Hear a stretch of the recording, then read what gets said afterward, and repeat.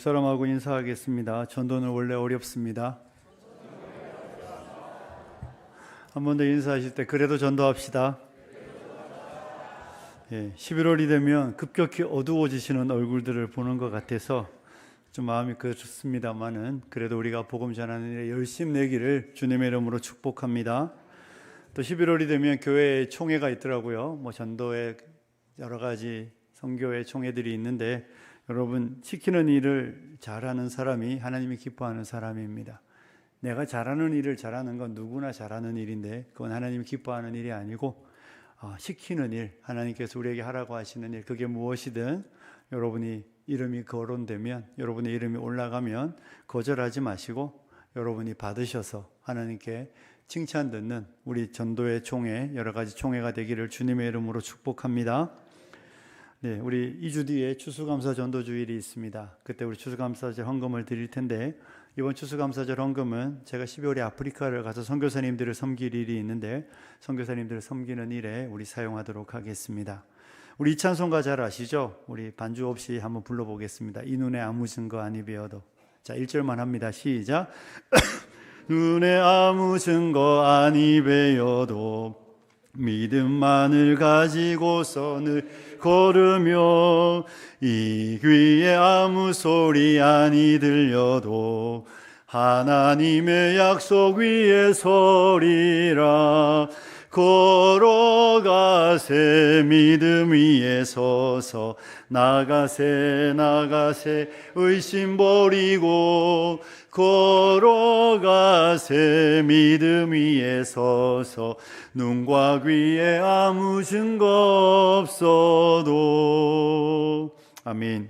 우리 찬송가는 우리에게 아무것도 안 보여도 믿음으로 걸어가자는 이야기입니다. 사랑하는 성도 여러분, 아무것도 안 보이는데 걸어가실 수 있겠습니까? 아무것도 약속된 무엇이 약속만 있고 보이는 확답이 없는데 여러분 그 걸음을 움직일 수 있겠습니까? 저와 여러분이 믿음으로 산다는 것은 이런 것입니다. 보이는 길을 가는 것이 아니라 약속의 말씀을 붙잡고 보이지 않지만 약속하신 분에 대한 확신을 가지고 걸어가는 것, 이것이 이 찬송가가 우리에게 주고 있는 도전입니다.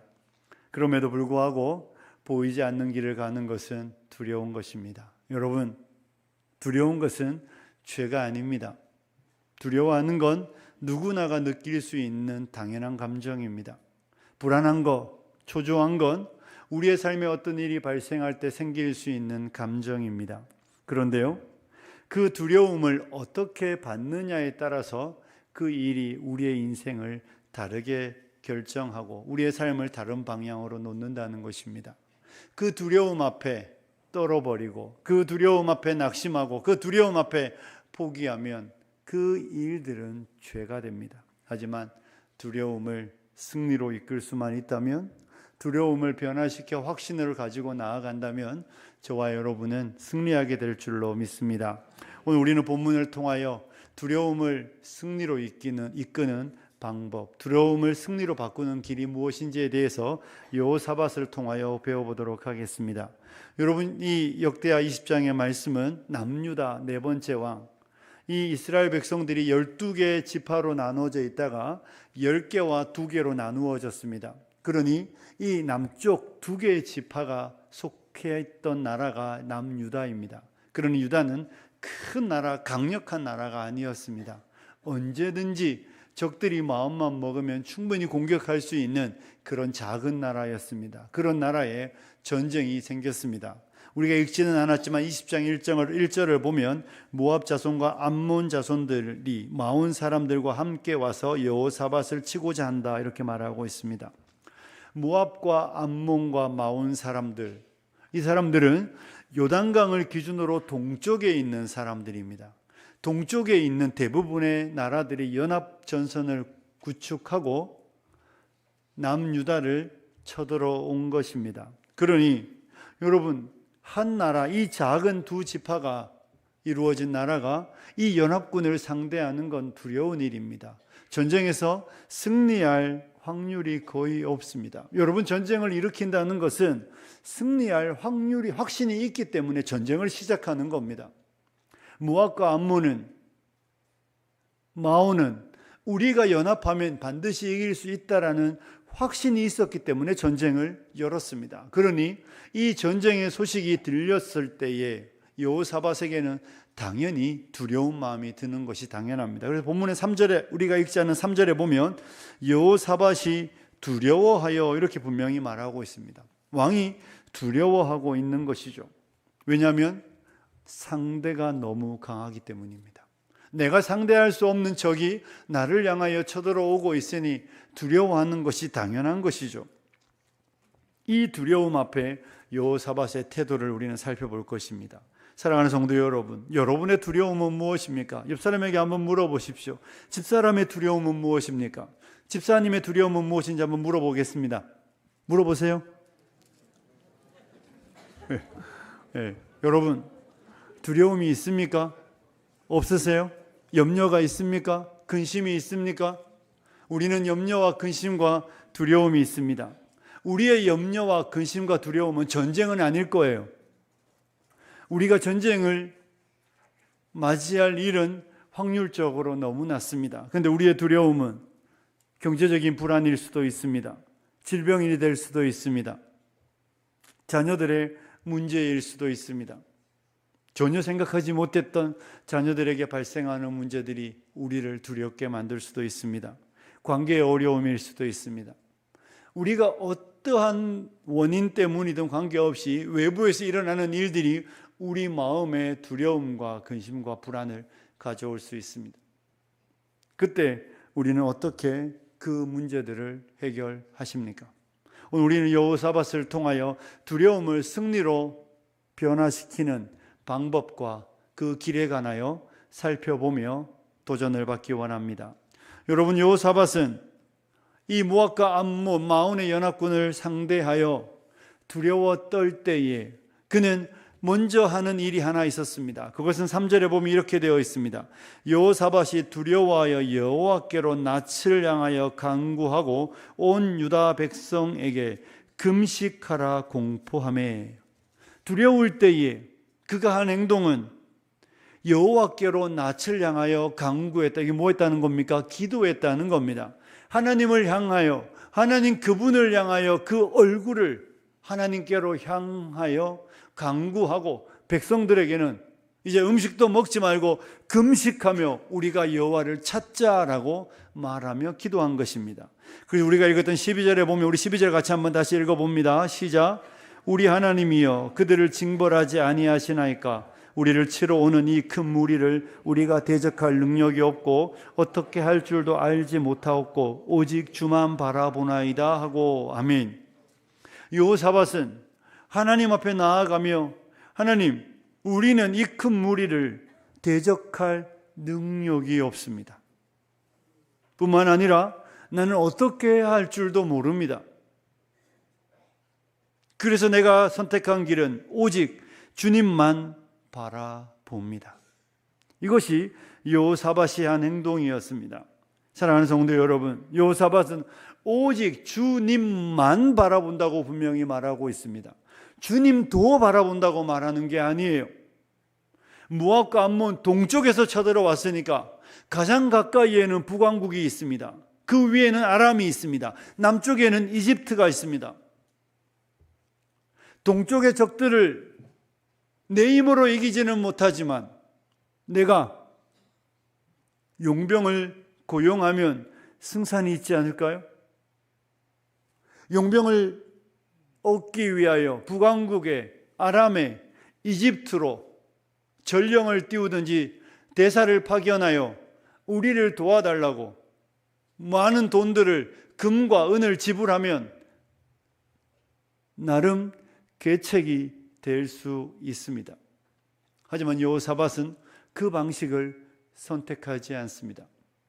그가 선택한 방식은 오직 주만 바라보는 것이었습니다. 이 현재의 상황은 우리 하나님 여호와께서 그들에게 주신 땅에서 언제든지 일어날 수 있는 일들이었습니다. 그리고 하나님은 그들에게 그 모든 상황을 맞이할 때마다 너희가 동쪽에서 쳐들어오면 북쪽으로 나아가고 또 북쪽에서 쳐들어오면 남쪽의 백성들을 의지하라고 말씀하신 적이 없습니다. 하나님은 언제나 그들에게 너희가 이런 상황을 맞이할 때마다 너희가 해야 되는 단 한 가지의 일은 하나님만 의지하라는 것이었습니다. 하나님께만 소망을 두라는 것이었습니다. 그리고 여호사밧은 그 하나님의 말씀을 신실하게 기억하고 그 말씀을 따라 오직 주만 바라보고 있는 것입니다. 사랑하는 성도 여러분, 이것이 여호사밧에게서 배우는 승리의 비결입니다. 승리하기 위해서 우리가 해야 되는 것은 주님만 바라보아야 하는 것입니다. 저와 여러분이 해야 되는 것은 오직 주님께로 우리의 얼굴을 향하고 주님만 바라보는 성도님들이 되시길 주님의 이름으로 축복합니다. 우리 하나님이 기뻐하지 않는 것이 있습니다. 그것은 두 마음입니다. 하나님은 두 마음을 기뻐하지 않습니다. 하나님은 우리가 하나님을 의지하면서 하나님도 의지하는 건 하나님의 기뻐하심이 아닙니다. 우리 하나님은 절대로 그 백성이 하나님도 의지하지만 제2, 제3의 방법을 찾아가는 거 우리 하나님이 원하시는 일이 아닙니다. 세상은 그렇게 살아야죠. 우리가 국민은행 갔는데 대출이 안 되면 신한은행도 가고 하나은행도 가고 마을금고도 가고 그래도 안 되면 막 제2금융권, 제3 찾아가야 하는 거, 이거 세상 사는 방식일지 모르지만 하나님은 우리에게 그런 방식을 하나님만 바라보는 방식으로 우리의 삶의 문제를 해결하라고 말씀하시는 것입니다. 사랑하는 성도 여러분, 두 마음을 품는 건 이 땅을 살아가는, 어쩌면 죄인으로 살아가는 우리가 선택하는 많은 방식입니다. 주님만 바라보지만 주님의 응답이 늦으면 어떡합니까? 주님만 바라보는데 주님이 빨리 내 삶에 관여하지 않으시면 어떡하죠? 그래서 주님께 기도하지만 다른 방식을, 다른 길을 생각하며 기도한다면 하나님이 기뻐하지 않는 것이죠.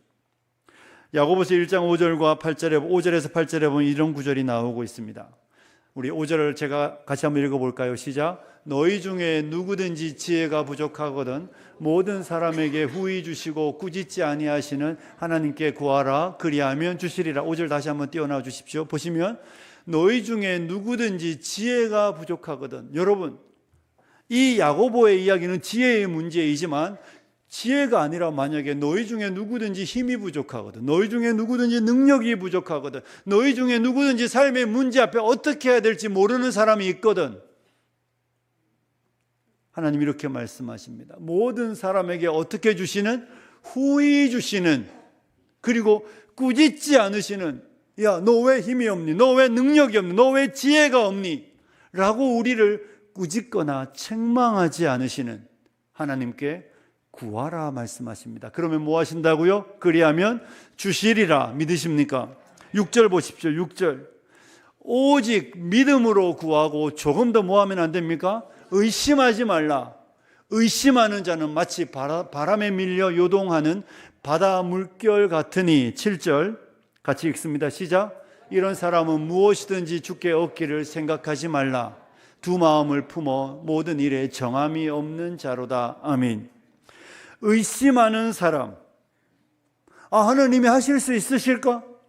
내가 오직 주만 바라볼 때 하나님이 내 인생에서 관여하지 않으시면 어떡해? 라고 의심하는 사람은 주께 얻기를 생각지도 말라는 것입니다. 왜냐하면 하나님은 두 마음을 품어 정함이 없는 사람, 마음이 확정되지 않은 사람에게는 하나님께서 주시지 않으시기 때문입니다. 사랑하는 성도 여러분, 우리 가운데 어떤 자매님도 어떤 형제님도 자기가 사랑하는 사람이 나도 사랑하지만 다른 사람도 사랑하는 거 용납할 사람이 있습니까? 없을 것입니다. 나만 사랑하든지 아니면 나를 사랑하지 않든지 해야지, 나도 사랑하면서 다른 사람을 겸하여 사랑하는 그런 사람과 사랑하는 관계를 유지할 사람은 아무도 없지요. 여러분, 하나님을 사랑한다고 말하고 하나님을 의지한다고 말하며 우리의 삶에서 주만이 아니라 주도 바라본다면 하나님께서 기뻐하실 리가 없는 것입니다. 그런 사람은 주께 받을 수 없습니다. 하나님은 왜 그러십니까? 우리 하나님은 하나님이 받으셔야 되는 영광을 다른 사람과 나누지 않습니다. 이 사람도 조금, 저 사람도 조금, 이 일도 조금, 모든 사람이 조금씩 또한 그 일이 이루어질 때 하나님은 그런 방식으로 그 영광을 나누지 않으신다는 것입니다. 세상은 그렇게 살아가야 될지 모르지만 하나님의 백성은 하나님만 의지해야 된다는 것을 오늘 여호사밧은 우리에게 가르쳐주고 있는 것입니다. 아주 가까이에 북왕국에 있지만 금은 싸들고 가면 해결할 길이 있을지도 모르지만 하나님이 정한 방식이 아닙니다. 하나님이 정한 방식은 하나님만 바라보는 것입니다. 사랑하는 성도 여러분, 여러분이 어쩌면 죽으면 죽으리라는 각오로 하나님만 바라보고 하나님만 의지할 때 우리의 삶의 두려움의 문제가 승리의 길로 나아가게 된다는 것을 믿으시기를 축복합니다. 오직 주님만 바라보셔야 합니다. 우리 교회가 재건축을 앞두고 우리가 많이 기도하고 있습니다. 여러분, 제가 여러분에게 드릴 말씀이 있습니다. 어떤 분이 그러더라고요. 전도하러 갔는데 그분이 그러더랍니다. 우상아파트 재건축이 화평교회 때문에 늦어지고 있다고. 화평교회가 돈을 너무 많이 요구해서 이 우상아파트 재건축이 아주 늦어지고 있다고. 여러분, 사실 아닙니다. 아직 조합이 은행도 찾지 않았고 우리와 협상을 이제 시작하고 있습니다. 그러니 여러분들 가운데 그런 이야기를 듣는다면 우리 교회가 얼마나 욕심을 부리는가 이렇게 생각하시지 않으시기를 부탁드립니다. 우리 교회는 기도만 하고 있습니다. 여러분, 우리도 급합니다. 하지만 우리 급하지 않습니다. 협상이 되고, 그리고 하나님, 우리보다 우리를 더 잘 아시는 하나님이, 우리가 갈 바와 행할 바를 미리 아시는 주님이 우리에게 가장 적절한, 건축이 필요하면 건축으로 인도할 것이고 매매가 필요하면 매매로 인도할 하나님이시기 때문에 우리는 기도하고 있습니다. 절대로 여러분 누군가가 그런 이야기할 때 아니라고 분명히 이야기해 주십시오. 교회는 아무것도 하지 않았다고. 그러니 여러분과 제가 이 건축 앞에 우리가 내년에는 좀 더 열심히 기도를 시작하려고 합니다. 사랑하는 성도 여러분, 교회도 마찬가지잖아요. 우리도 두려운 문제일 수 있습니다. 우리도 불안할 수 있습니다. 혹시 다른 데로 가면 우리 성도님들 중에 절반이 안 따라오면 어떡하나, 많은 생각들이 우리 안에 있을 수 있습니다. 하지만 그런 모든 문제를 내려놓고 교회가 선택하는 첫 번째 방식은 주님께만 기도하는 것입니다.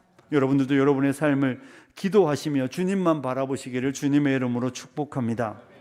여러분, 이렇게 주님을 바라볼 때 주님이 어떤 일을 하시고 계십니까? 14절에 보면요, 여호와의 영이 회중 가운데의 레위 사람 야하시엘에게 임하셨다. 그리고 말씀을 주고 있습니다. 15절 같이 읽습니다. 시작. 온 유대와 예루살렘 주민과 여호사밧 왕이여 들을지어다. 여호와께서 이같이 너희에게 말씀하시기를 너희는 이 큰 무리로 말미암아 두려워하거나 놀라지 말라. 이 전쟁은 너희에게 속한 것이 아니요 하나님께 속한 것이니라. 아멘. 하나님의 명령은, 하나님의 말씀은 너무 위로가 됩니다.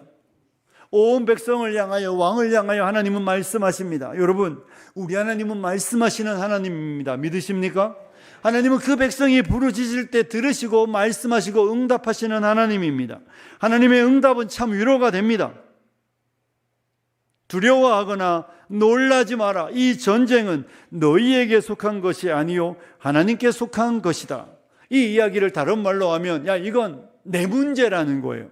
이건 너희의 문제가 아니라는 거예요. 하나님이, 네가 왜 두려워하니? 네가 왜 불안해하니? 네가 왜 놀라니? 이건 너의 문제가 아니야.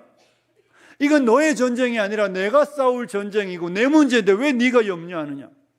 그들에게 하나님의 말씀으로 위로하고 있습니다. 사랑하는 성도 여러분, 이 전쟁은 여호와의 전쟁입니다.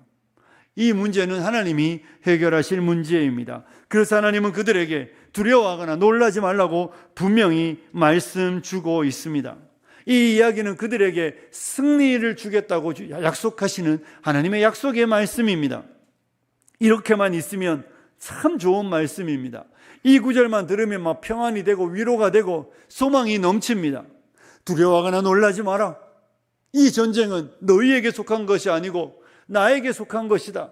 여러분에게 이런 말씀이 들리고 여러분에게 이런 위로의 말씀이 들린다면 얼마나 좋습니까? 그런데 여러분, 여기서 끝이 아니라는 게 우리의 고민거리입니다. 17절에 이렇게 되어 있습니다.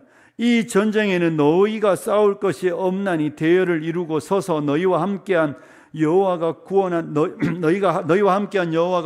것을 보라. 유다와 예루살렘, 너희는 두려워하지 말며 놀라지 말고 내일 그들을 맞서 나가라. 여호와가 너희와 함께하리라 하셨느니라 하매. 자, 16절도 같이 읽습니다. 그 위에 16절 시작. 내일 너희는 그들에게로 내려가라. 그들이 시스고개로 올라올 때에 너희가 골짜기 어귀 앞에서 그들을 만나려니와. 아멘. 여러분, 하나님은 이 전쟁에서 유다가 소수이며 그들이 그들의 힘으로 이길 수 없다는 것을 알고 계셨기 때문에 너희의 전쟁이 아니라고 말씀하시고 두려워하거나 놀라지 말라고 말씀하십니다. 그러면 우리가 기대하는 하나님의 그 다음 명령은 이렇게 됩니다. 너희는 행여라도 전쟁으로 말미암아 죽을 수도 있으니 이 성에서 꼼짝도 하지 마라. 그냥 내가 알아서 다 싸울 테니까 너희 꼼짝도 하지 말고 이 가장 견고한 성 예루살렘에 머물러 있어라. 이렇게 말씀하시면 얼마나 위로가 되고 얼마나 안정감이 넘칩니까? 근데 하나님이 하시는 말씀은 그렇지 않아요. 그들에게로 내려가라. 그들을 맞서 나가라. 이렇게 16절과 17절에 말씀한다는 겁니다. 그들에게로, 아니 그들에게로 이 성문 열고 내려갈 만한 병력이 있고 우리가 그렇게 자신이 있으면 싸우지 왜 두려워했겠습니까? 그런데 하나님은 그들에게 그 두려움의 현장으로 가라는 겁니다. 그들을 향하여 내려가라. 이 가장 안전한 예루살렘 성의 문을 열고 나가 그들에게로 내려가라.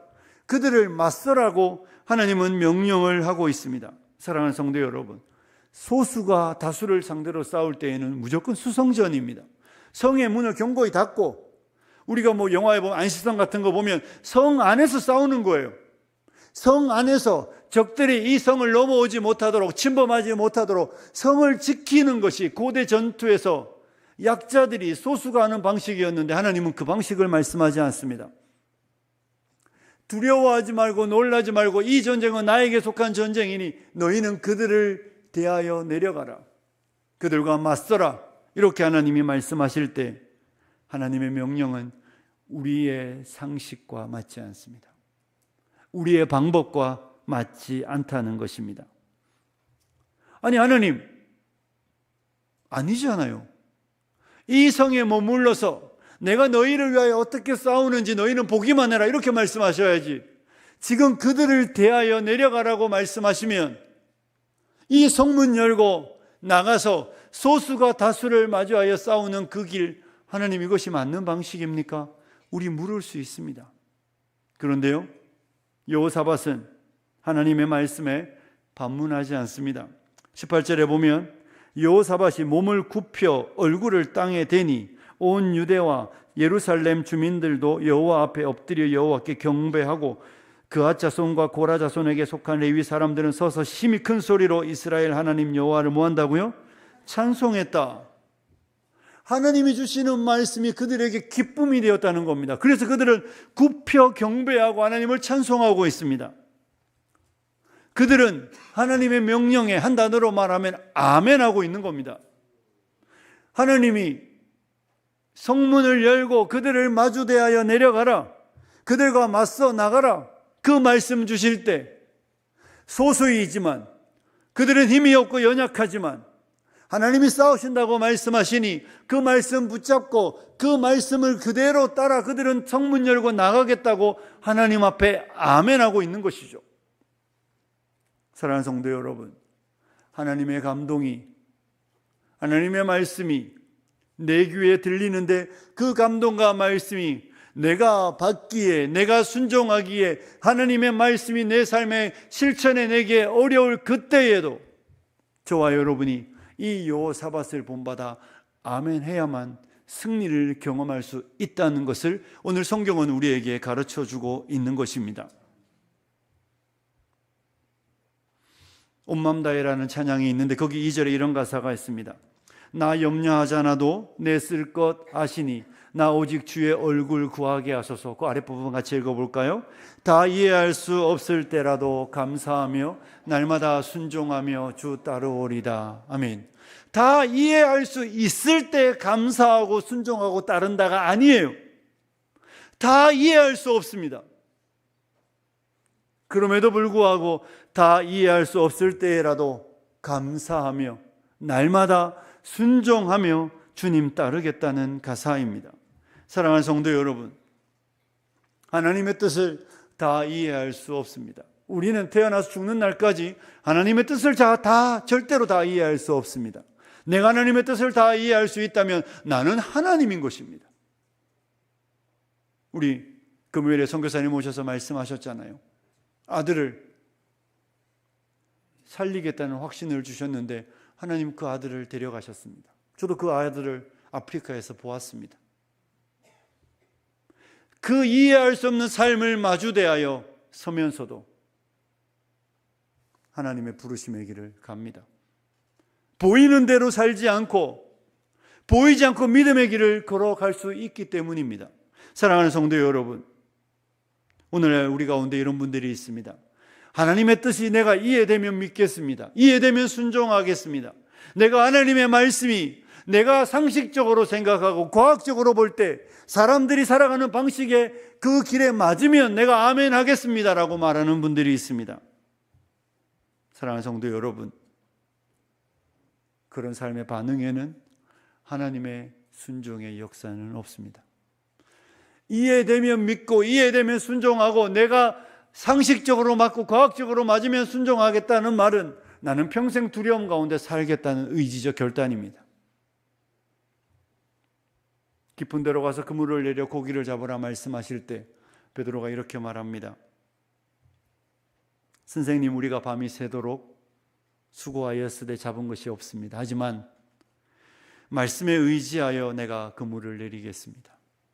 선생님, 우리 아버지가, 우리 할아버지가, 우리 할아버지의 할아버지가, 우리 할아버지의 할아버지의 할아버지가 가르쳐 주었던 그 고기 잡는 방식, 그 고기가 어느 시간에 움직이는지 그 조상들이 가르쳐 주었던 그 방식을 따라 내가 조상 대대의 그 방식을 따라 이 갈릴리에서 고기 잡았는데 지금 선생님의 말씀은 그 조상들의 가르침과 일치하지 않음에도 불구하고 주님이 내게 말씀하시는 그 말씀 내가 받고 그 말씀에 의지하여 그물을 내리겠다는 고백입니다. 밤새도록 수고해서 기진맥진한 상황 가운데에서도 선생님이 그렇게 말씀하신다면 그 말씀 내가 아멘으로 받는다는 이야기입니다. 사랑하는 성도 여러분, 아멘 할 때 승리의 길이 열립니다. 믿으시기를 축복합니다. 여러분의 생각과 우리의 가치관과 우리의 판단과 세상의 이치가 아니라 하나님의 말씀이 우리를 향하여 두려움과 놀람 가운데 있는 우리에게 어쩌면 더 놀라고 더 두려운 방식으로 우리를 초대할 때에도 저와 여러분이 이해되지 않아도 아멘 하시는 성도님들이 될 때 승리하는 길이 열리는 줄로 믿습니다. 여러분도 보십시오. 여호사밧은 하나님의 약속을 받으며 순종하며 나아갑니다. 그런데 그 순종의 방식이 이렇습니다. 21절의 말씀을 같이 읽어보겠습니다. 시작. 백성과 더불어 의논하고 노래하는 자들을 택하여 거룩한 예복을 입히고 군대 앞에서 행진하며 여호와를 찬송하여 이르기를 여호와께 감사하세 그의 인자하심이 영원함이도다 하게 하였더니 아멘. 여러분, 이 이야기는요 그 다음날 아침에 일어나는 일입니다. 성문을 열고 그들이 한 20km 정도 예루살렘에서 떨어진 곳으로 내려오고 있습니다. 그러면서 그들이 내려오면서 왕과 백성의 지도자들이 함께 논의하여 한 가지 방법을 찾아내었습니다. 그들은 지금 말도 안 되는 계획을 실천하고 있습니다. 그 계획이 무엇입니까? 전쟁에 나갈 때는 가장 앞에 기병대가, 가장 강력한 군대가 가장 앞에 서야 합니다. 그런데 그들은 누구를 제일 앞에 세우고 있습니까? 찬양대, 체루빔, 그 다음에 임마누엘. 무기도 없는데 지금 체루빔 보고 맨 앞에 서라고 말하고 있습니다. 소리가 들립니다. 미쳤냐고. 그런데 지금 그 이야기를 왕이 백성에게 하고 있는 거예요. 얘들아, 체르빔을 제일 앞에 세우고 그 뒤에 임마누엘 세우고 그 뒤에 군사가 따라가고 있습니다. 여러분, 이거 언제 하는 일입니까? 전쟁에서 돌아올 때 하는 거예요.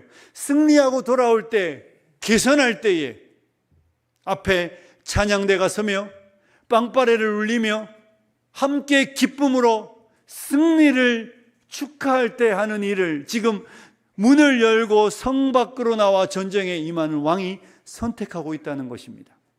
이게 무슨 이야기입니까? 사랑하는 성도 여러분, 두려움을 이기고 믿음으로 승리하는 성도는요, 결과를 보고 하나님께 감사와 찬양하는 사람이 아니라는 것입니다. 결과를 보고 하나님 앞에 찬양하는 건 누구나 알 수 있지 않습니까? 로또를 보고 결과물을 보고 그 다음날 아무리 줄을 그어 보십시오, 꽝입니다. 그게 아니라 하나님의 약속의 말씀을 받고 그 약속의 말씀이 하나님께로부터 온 것이니 우리가 해야 되는 것은 무엇입니까? 하나님이 두려워하지 말고 놀라지 말고 내가 싸울 것이니 너희는 걱정하지 마라, 내려가기만 해라. 하나님의 말씀을 받았으니 하나님이 어떻게 이길지는 알 수 없지만 승리하시겠다고 말씀하셨기 때문에 승리의 약속은 무엇으로 화답해야 합니까? 찬양으로 화답하는 것입니다. 우리의 인생 속에 하나님의 약속의 말씀을 받았다면 우리는 반드시 찬양으로, 그 일이 일어나기 전에 감사로, 그 일이 발생하기 전에 하나님을 향한 감사와 경배와 찬양이 우리의 삶에, 우리의 입술에 있어야 할 줄로 믿습니다. 사랑하는 성도 여러분, 먼저 감사하고 먼저 찬양하는 것이 성도의 삶의 길입니다. 결과를 보고 하는 일이 아닙니다. 하나님의 약속이 있지 않습니까? 하나님의 우리 안에, 우리가 주만 바라볼 때 우리 마음에 주시는 하나님의 약속이 있지 않습니까? 하나님의 확신이 우리 마음에 밀려온다면 반드시 우리는 찬양으로 하나님께 화답하는 성도가 되어야 할 줄로 믿습니다. 찬양이 무엇입니까? 찬양은 하나님의 임재를 불러오는 신앙의 행위입니다. 22절에 보면요, 이렇게 시작합니다. 그 노래와 찬송이 시작될 때 여호와께서 복병을 두어 치게 하셨다. 찬송이 시작할 때 하나님의 임재가 하늘로부터 임하여 전쟁의 승리를 선물한다는 것입니다. 사랑하는 성도 여러분, 우리가 예배할 때 왜 찬양으로 문을 엽니까? 우리가 찬양을 시작할 때 하나님의 임재가 임하기 때문입니다. 우리가 찬양을 시작할 때 하나님의 영광이 우리 가운데 나타나기 때문입니다. 하나님은 그 백성이 하나님을 믿고 하나님을 신뢰하며 나아가는 그곳에 임재하셔서 우리가 아는 방식이 아니라, 우리가 아는 길이 아니라 하나님의 방식으로, 하나님의 길로 하나님이 승리를 저와 여러분에게 주신다는 것을 믿으시기를 축복합니다. 말씀을 마무리하겠습니다. 두려움을 이기고 승리하는 길은 싸움의 기술을 익혀서 되는 일이 아니라 믿음으로 살아갈 때입니다. 여러분, 믿음으로 살아가는 성도는요, 두려움 앞에 떨지 않고 주님만 바라보는 성도입니다. 주님만 바라보시는 성도님들이 되시기를 축복합니다. 여러분, 주님만 바라보십시오. 주님만 바라보십시오. 그리고 여러분, 저와 여러분이 하나님의 그 약속의 말씀 붙잡고 아멘 하셔야 합니다. 사랑하는 성도 여러분, 우리가 하나님 내가 이해되면이 아니라 하나님이 주시는 그 약속의 말씀을 붙잡고 아멘 하는 성도님들이 되시기를 축복합니다. 그리고 약속의 말씀이 주어질 때에 그 말씀이 우리의 마음속에 확신을 가져다 주고 우리의 삶에서 입술이 열려 찬양하며 우리의 인생을 걸어가시는, 염려하고 두려워하고 부들부들 떨면서 어떡하지가 하는 걸음이 아니라 아버지께서 말씀하셨으니 아버지의 방식으로 이루실 줄 믿고 찬송하며 삶을 살아 하나님의 역사를 경험하는 우리 아평의 온 성도님들이 되시길 주님의 이름으로 축복합니다. 우리 이제 같이 한번 기도하겠습니다. 들은 말씀 생각하며 하나님만 바라봅니다. 아멘 하겠습니다. 찬양하겠습니다. 승리하는 삶을 살게 하여 주십시오. 같이 기도하겠습니다. 살아계신 하나님 아버지, 우리의 인생에 많은 어려움이 있습니다.